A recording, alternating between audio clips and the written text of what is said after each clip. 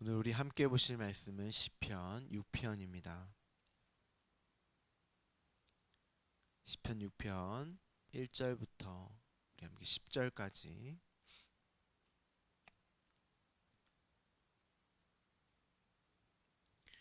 시편 6편 1절부터 10절까지 우리 성경이 있으신 분들은 성경을 피시고 한 절 한 절 우리 함께 봉독하시고 제가 설교 후반부에 한 절 한 절을 다 설명을 드릴 것입니다. 같이 따라오시면서 보시면 되고, 성경이 없으신 분들은 화면 밑에 자막이 나가고 있으니까요. 그 자막을 따라 읽어주시면 될 것 같습니다. 함께 봉독하겠습니다. 여호와여, 주의 분노로 나를 책망하지 마시오며 주의 진노로 나를 징계하지 마옵소서. 여호와여, 내가 수척하였사오니 내게 은혜를 베푸소서. 여호와여, 나의 뼈가 떨리오니 나를 고치소서. 나의 영혼도 매우 떨리나이다. 여호와여, 어느 때까지니까? 여호와여, 돌아와 나의 영혼을 건지시며 주의 사랑으로 나를 구원하소서. 사망 중에서는 주를 기억하는 일이 없사오니 수월에서 주께 감사할 자 누구리이까? 내가 탄식함으로 피곤하여 밤마다 눈물로 내 침상을 띄우며 내 요를 적시나이다. 내 눈이 근심으로 말미암아 쇠하며 내 모든 대적으로 말미암아 어두워졌나이다. 악을 행하는 너희는 다 나를 떠나라. 여호와께서 내 울음소리를 들으셨도다. 여호와께서 내 간구를 들으셨으며 여호와께서 내 기도를 받으시리로다. 내 모든 원수들이 부끄러움을 당하고 심히 떨미어 갑자기 부끄러워 물러가리로다. 아멘. 계속해서 시편을 보고 있습니다. 제가 시편 초반 1편부터는 이렇게 두 절 아니면 세 절 이렇게 짧게 끊어서 시작을 했는데요. 설명을 드렸습니다. 왜냐하면 처음에 여러분들이 어느 정도는 시편에 관련된 이 자세한 설명이 필요했기 때문에 두 절, 세 절을 했지만 이제 앞으로는 좀 한 편을 다 할 수 있으면 하고요. 또 너무 긴 시편이다 싶으면 중간중간 잘라서 제가 가도록 하겠습니다. 그래서 시편이 150편 정도까지 있는데 음, 아침마다 우리 시편을 볼 텐데요. 빨리빨리 진행을 좀 하도록 하겠습니다. 오늘은 시편 6편 전체를 보도록 하겠습니다. 주석가들이 이 시편 6편을 시편에 등장하는 대표적인 참회의 시 중에 하나라고 공통적으로 말을 합니다. 여러분이 성경을 보시면 시편 위에 소제목으로 이렇게 노래라고 이렇게 기록되어져 있는 것을 보실 수 있으실 텐데요. 그렇다면 우리는 왜 다윗이 시편 6편 또한 다윗이 지은 시인데 왜 다윗이 이러한 참회의 기도를 하며 하나님을 찬양했는가, 하나님을 노래했는가를 생각해 봐야 합니다. 참회가 노래가 될 수 있는가? 어떻게 회개, 참회, 회개가 찬송이 될 수 있는가? 하나님을 찬양한다고 하는 것은 하나님의 사역, 하나님의 일하심, 그 능력을 아름답고 훌륭하게 여겨 크게 기리고 드러내는 것을 말합니다. 그러니까 지금 다윗이 참회를 지금 하고 있잖아요. 그러니까 자신이 참회하는 것을 그 참회할 수 있게 하신 하나님의 능력, 하나님의 일하심을 굉장히 아름답고 훌륭하게 여겨 크게 기리고 그로 노래를 하고 있는 것입니다. 그것이 하나님의 일하심으로 되어진 일이며 그로 하나님의 크심을 높여 기리고 있는 것이거든요. 그렇다면 다윗이 왜 이러한 참회를 하게 되었는가? 지금 하나님의 일하심이라고 말씀을 드렸잖아요. 왜 이러한 참회를 하게 되었는가? 이러한 참회의 모습이 복 있는 자들, 복이 된 자들의 참된 모습이기 때문입니다. 우리가 시편 1편에 복 있는 자여, 복된 자여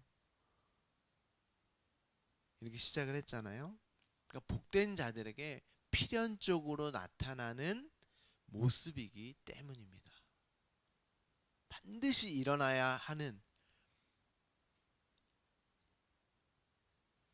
그런 모습이기 때문에 이 복 있는 자의 그런 복된 모습이기 때문입니다.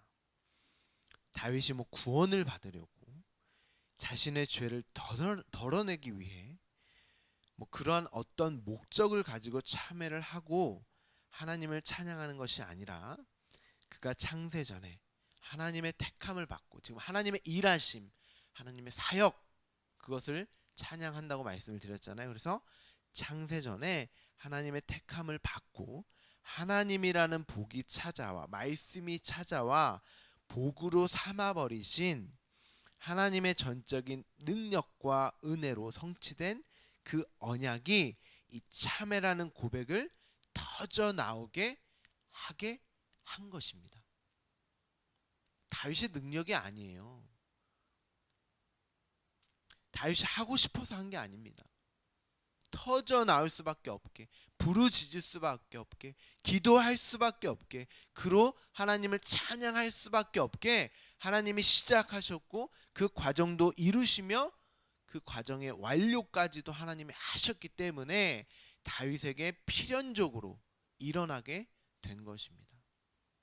여러분이 하고 계시는 기도, 찬양, 예배 모두 다 마찬가지입니다. 여러분, 회개라는 것이 무엇입니까? 그저 자신이 저지른 일에 대한 후회와 반성을 하나님께 아뢰고 용서받는 것이 회개입니까? 하나님의 말씀인 율법의 삶을 잣대로 삼아 그에 합당한 삶을 살지 못하는 자신을 채찍질하는 것이 회개입니까?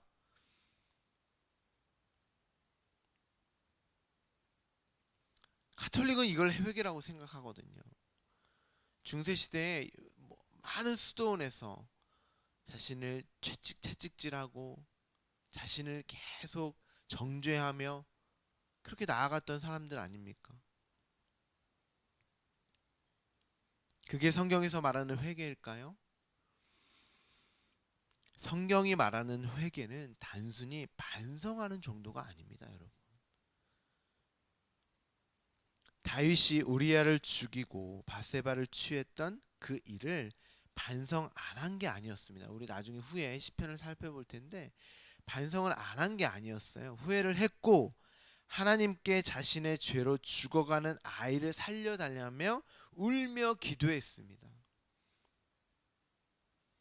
그리고 하나님이 그 일에 대한 용서를 하셨단 말입니다. 다윗이 반성을 하니까 그 일에 대한 용서를 하셨어요. 성경에서 말하는 참의 회개는 그 정도가 아닙니다. 또한 회개라는 것은 우리가 스스로 할 수 있는 것이 아니다라고 말씀을 드렸죠. 회개라는 단어가 마음을 돌이키다라는 뜻을 가진 단어인데 우리가 스스로 마음을 돌이킬 수 있습니까? 우리의 마음을 막 돌이킬 수 있어요? 내 마음을 바꿔서 나로 향해 있던 그 시선과 나를 사랑하는 그 사랑을 하나님께 향할 수 있는 존재입니까? 나의 사랑을 하나님께 돌려서 하나님을 사랑할 수 있는 존재예요?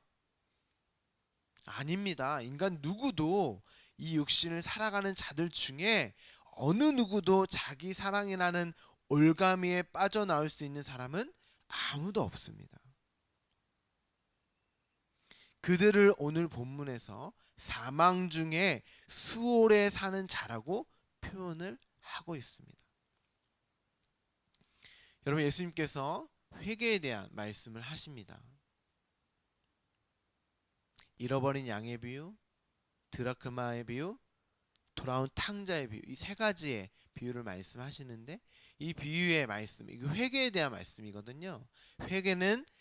회개에 대한 말씀을 내가 너에게 한다, 이야기한다 하고 이 세계에 대한 비유를 말씀을 하시면서 이 세계는 총 하나의 비유다 라고 말씀하시면서 어린 양의 비유를 말씀하시면서 예수님이 찾아가시죠. 그렇죠?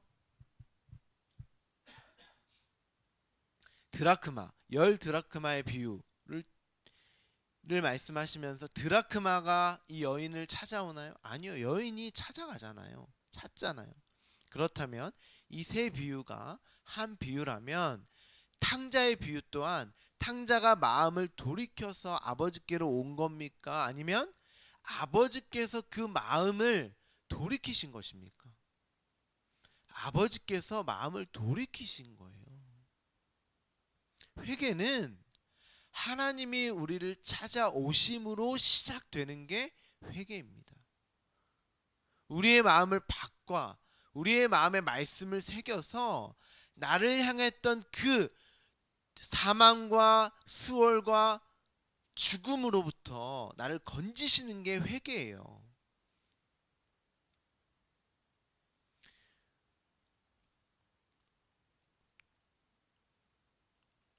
우리가 하나님께 마음을 돌이켜서 내 스스로 어떤 힘과 능력으로 마음을 돌이켜서 하나님을 향하고 하나님을 사랑하고 반성하는 것, 그것이 회개가 아닙니다.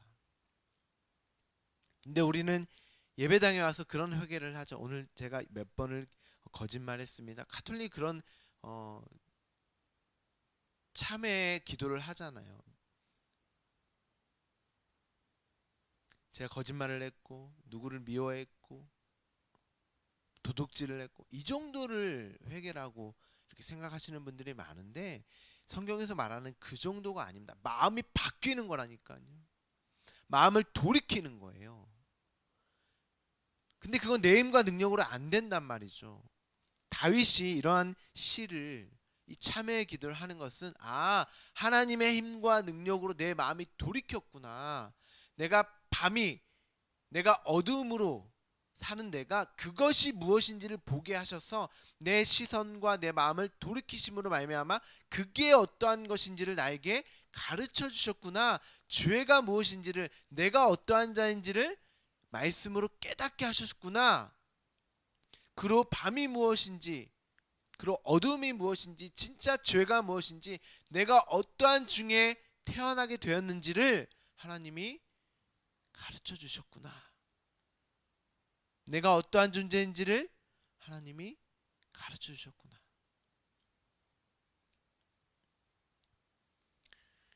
다윗의 참회와 회개는 어떻게 시작되었어요, 여러분? 나단 선지자를 통해서 말씀으로 하나님이 찾아가서 다윗을 찾아가서 자신이 누구인지를 확 들춰내자 자신으로 향해 있던 욕망과 죄를 직시하고 자신이 어떠한 자인지를 알게 된 것이에요. 그로 말씀으로 깨닫게 되어서 다윗이 자신을 보게 된 것입니다. 내가 어떠한 자인지를 알게 된 거예요. 우리 시편 51편 4절 5절 제가 읽어드릴 텐데요. 성경이 있으신 분들 한번 찾아보세요. 51편 4절 5절 두 절을 제가 읽어드릴 텐데요. 다윗이 자신을 어떻게 평가하는지를 한번 보도록 하겠습니다. 내가 주께만 범죄하여 주의 목전에 악을 행하였사오니 주께서 말씀하실 때에 의로우시다 하고 주께서 심판하실 때에 순전하시다 하리이다. 내가 죄악 중에서 출생하였으며 어머니가 죄 중에서 나를 잉태하였나이다. 시편 51편은 다윗이 시로서 밧세바와 동침을 한 후 선지자 나단이 그에게 왔을 때에, 그러니까 우리아를 죽이고 밧세바를 동침한 후에, 그 사건 후에 지금 선지자가 말씀을 들고 찾아왔잖아요. 그 말씀이 그에게 찾아왔을 때에 그 일을 기억하며 지은 시입니다. 지금 다윗이 뭐라고 표현을 하고 있죠? 내가 주께만 범죄하여 주의 목전에 악을 행했다고 말을 합니다. 지금 다윗이 하나님께 범죄를 저질렀습니까? 우리아와 밧세바에게 범죄를 저질렀습니까? 우리아와 밧세바에게 범죄를 저지른 것인데 다윗은 하나님께 범죄를 저질렀다고 말을 하고 있습니다. 그러니까 다윗은 단순히 인간들 사이에서 저지른 어떤 행한 윤리와 도덕적 사회법적 죄를 고백하는 것이 아니라 단순히 그 일, 그 내 밖에 어떤 나타나고 드러난 그 일뿐만이 아니라 나라는 존재성, 왜 자신이 이러한 일을 저지르게 되었는지에 대한 자신의 근본됨, 존재성에 대한 고백을 하고 있는 거예요.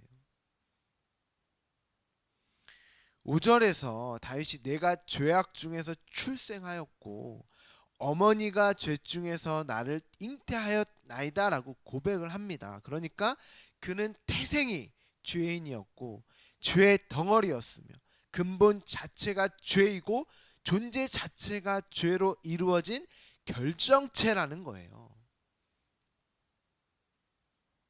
여러분이 여기까지 가보셨냐고요?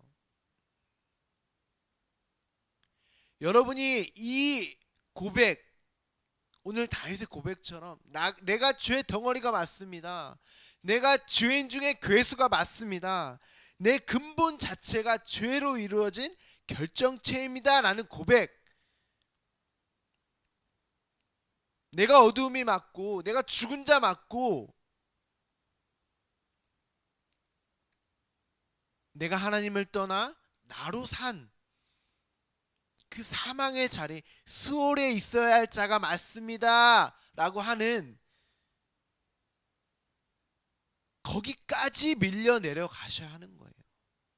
죽은 자로 드러나셔야 하는 거예요.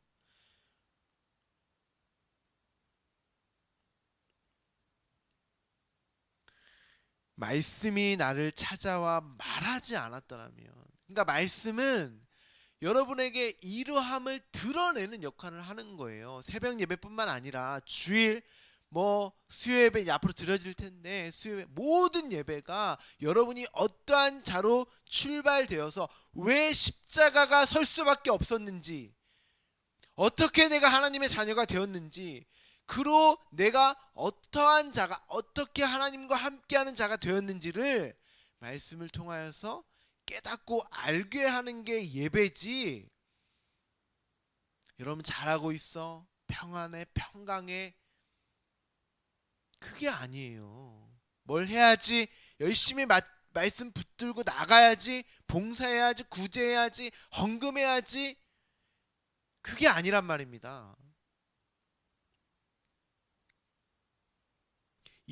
이 말씀이 여러분이 어떠한 자인지를 드러내고 들추어낼 때 이 말씀을 통하여서 십자가의 능력이 무엇인지를 알고 깨달아서 하나님과 함께하는 그 평안과 평강을 어떻게 누리게 되었는가, 내가 어떻게 그 자리에 오게 되었는가, 그 전반적인 이해와 과정과 결론까지 모두 말씀을 통해서 깨달아지게 되었을 때 내가 참 생명을 살게 되고 평안과 평강, 진정한 위로가 주어지게 되는 거예요.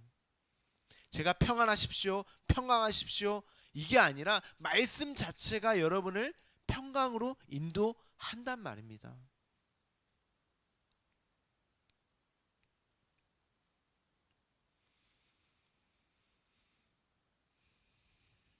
다윗은 말씀이 찾아와 말하지 않았더라면, 나라는 존재가 누구인지 가르쳐 주지 않았다면 그저 인간들 사이에서 죄를 짓고 양심의 가책 정도를 느끼며 후회와 반성을 했을지라도 자신이 어떠한 존재인지, 자신의 근본이 무엇인지를 알 수 없었다는 거예요.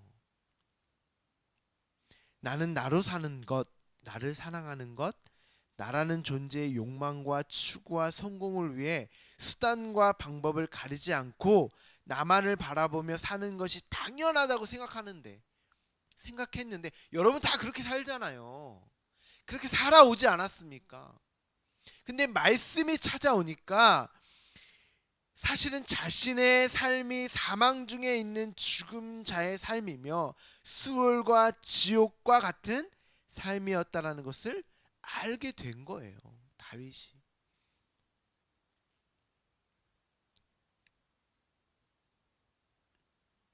이것을 회개라고 하는 거예요. 내 인생을 다르게 보는 게 회개라니까요. 마음을 돌이켜서 내 생각을 돌이켜서 나에게 주어진 상황, 환경, 과거, 미래까지도 이제 다르게 보는 거. 다른 마음으로 보는 거. 그걸 회개라고 한단 말입니다.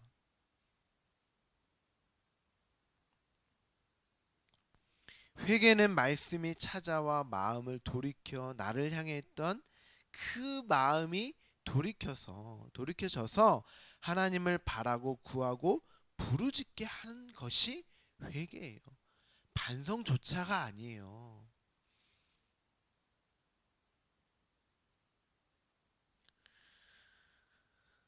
그러면 회개는 누가 시작하는 것입니까?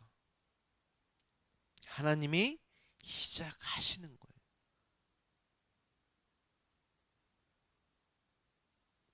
말씀이 찾아와 시작하게 하시는 것입니다. 여러분을 찾아와. 시편 6편은 다윗이 자신의 모습, 진짜 자신의 모습을 보게 되어 참회, 회개의 고백을 하는 것입니다. 근데 이것을 노래로 했다고 했잖아요. 찬송, 찬양하는 것입니다. 나로 그게 안 되니까 하나님이 말씀으로 찾아오셔서 나를 이렇게 말씀으로 하나님의 능력을 일하심을 이건 내 능력이 아니구나. 하나님의 일하심이 맞구나 하고 인정하며 그분의 일하심 사역을 능력을 찬양 찬송하는 것입니다. 이게 기적이 아니고 무슨 일이 기적입니까, 여러분? 여러분에게 있어서 병이 낫고 막 돈을 벌고 이게 기적이에요? 아니요. 하나님이 찾아오셔서 그 말씀을 깨닫게 되고 마음이 돌이켜져서 하나님을 찬송하는 게 여러분에게 가장 큰 기적입니다. 그보다 더 큰 기적은 없어요. 병이 나아지고 물질을 얻고 이건 기독교뿐만 아니라 모든 다른 종교, 이방 종교들도 사단도 그런 일은 해요. 성경이 말하는 이적은 진짜 예수님이 이 땅에 오셔서 행하신 모든 기적과 이적은 다 십자가를 그리고 있었잖아요. 십자가를 내용으로 한 것이란 말입니다. 근데 그 이적과 기적을 십자가로 보지 못하면 그건 나를 죽이는 기적과 이적이 되는 거예요. 근데 이제 말씀이 찾아와서 그 십자가가 무엇인지를 깨닫게 하셨잖아요. 그럼 나에게 있어서 그 말씀을 알게 하고 깨닫게 하는 기적과 이적보다 더 큰 기적이 어디 있겠습니까?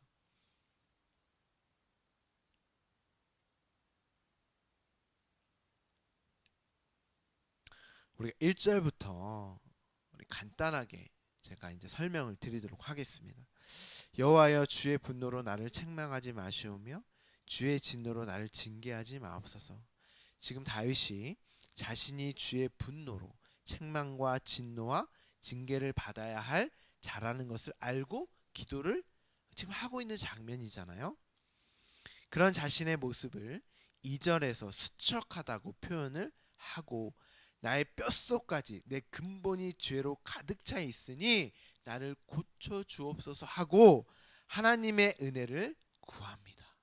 그러니까 우리가 할 수 있는 기도는 하나님의 은혜와 긍휼, 그 생명을 구하는 기도밖에 없는 거예요, 사실은.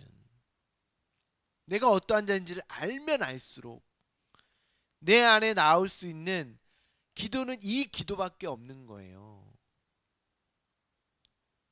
주님, 내가 어느 때까지 당신의 은혜와 긍휼을 기다려야 합니까? 빨리 그 은혜와 긍휼을 그 사랑을 나에게 부어 주세요. 생명을 나에게 주세요, 하나님. 나에게 여기서 건져 주세요.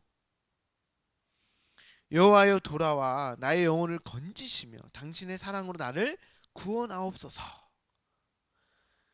나로 사는 나를 위해 사는 그 지옥에서 나를 구원하시옵소서. 사망 중에서는 나만을 위해 살 때는, 나에게만 집중되어지는 삶을 살 때는 주를 기억할 수 없고 주를 볼 수 없는데, 내가 지금은 말씀으로 당신이 나에게 찾아와 마음을 돌이켜 내 시선을 돌이켜서 당신을 보게 하시니, 당신의 그 일을 보게 하시니 제가 어찌 당신께 감사하지 않을 수 있겠습니까? 당신을 어찌 찬양하지 않을 수 있겠습니까? 그런데 지금 다윗은 자신이 사망 중에 있다는 그 사실 가운데서 주를 기억하고 있으니 어찌 감사하지 않을 수 있겠습니까? 라고 말을 한단 말이죠. 어떻게 해요? 말씀이 주가 자신에게 찾아와서 너는 지금 지옥을 살고 있다라고 가르쳐 주셨기 때문에 자신이 깨닫게 되어 감사할 수 있다는 거잖아요. 그렇죠?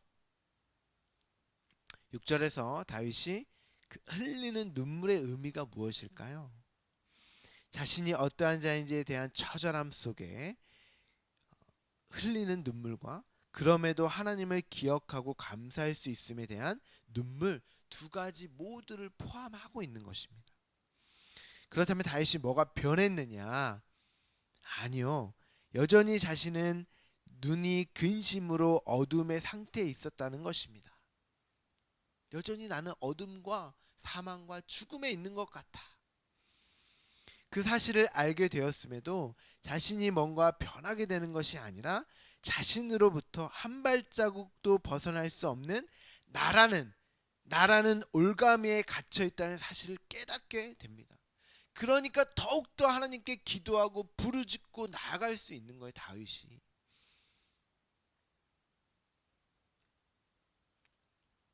그래서 내가 하나님께 용서를 받았음에도 한 아이가 죽을 수밖에 없었던 것이구나. 그래서 예수가 내가 되어 죽으실 수밖에 없었구나로 내 십자가로 마음과 시선이 향하게 되는 것입니다.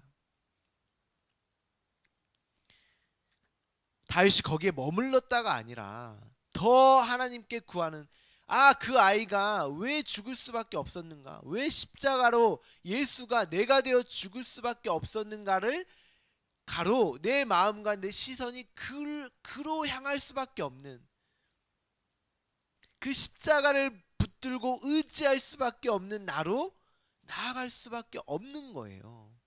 굳이 그것을 성숙과 성장, 성화라고 한다면 그렇게 말하자고요. 성화. 뭐 내 밖에 어떤 윤리와 도덕적인 행위와 행동이 나아졌다는 이야기가 아닙니다. 더 하나님을 구하고 더 하나님을 바라보고 더 십자가를 의지할 수밖에 없는 그런 더 처절함과 더 비참함 속에 있을 수밖에 없는 내가 할 수 있는 게 그 십자가 뒤로 숨을 수밖에 없는, 그 하나님의 은혜와 긍휼과 사랑으로 존재할 수 있는 밖에 없는 그 십자가만 붙드는 그 삶을 살게 되는 것입니다.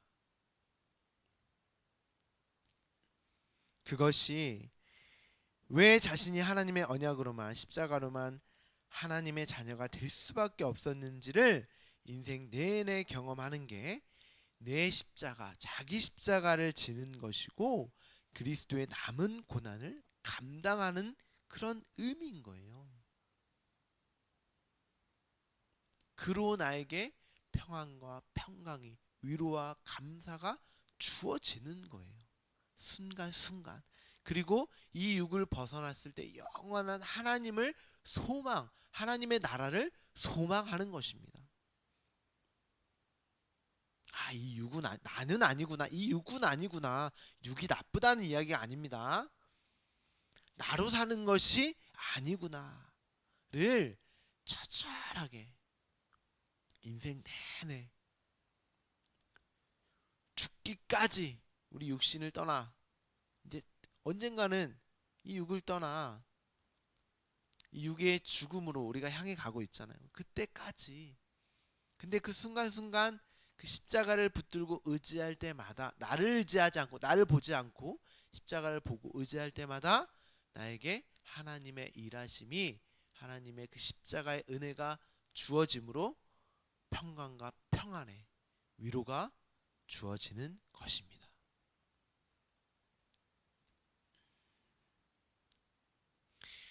내가 하나님께 할 수 있는 기도가 뭐겠습니까, 여러분?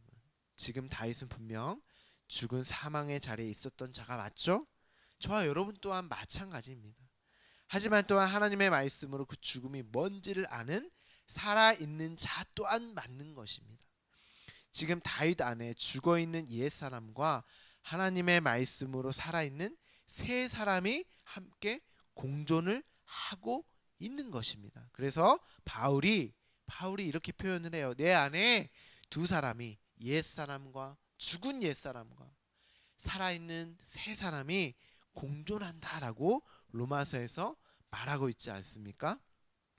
그래서 다윗이 악을 행하는 옛사람아 하나님께서 나의 울음소리를 들으셨으니 나를 이제 떠나라 하고 하나님의 능력과 힘을 전적으로 의지하며 간구하고 기도하는 것입니다. 그리고 하나님께서 내 간구를 들으셨다.